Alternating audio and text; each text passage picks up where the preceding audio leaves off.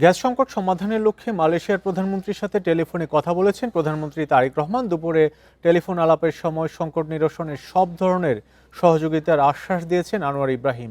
সচিবালয়ের সংবাদ সম্মেলনে এই কথা জানান বিদ্যুৎ, জ্বালানি ও খনিজ সম্পদ প্রতিমন্ত্রী অনিন্দ ইসলাম অমিত। বলেন, ভাসমান এলএনজি টার্মিনালের দুর্ঘটনার কারণে কয়েকদিন ধরেই আমদানি করা গ্যাস সরবরাহ করা সম্ভব হচ্ছে না। মালয়েশিয়ার কারিগরি বিশেষজ্ঞ দল সংকট নিরসনে কাজ করছে। আগামী সপ্তাহের শুরুতে 280 থেকে 300 মিলিয়ন ঘনফুট গ্যাস সরবরাহ করা যাবে বলে আশা করেন তিনি। 2 সপ্তাহের মধ্যে ক্ষতিগ্রস্ত টার্মিনালটি পুরোপুরি সচল হতে পারে বলেও জানান জ্বালানি প্রতিমন্ত্রী।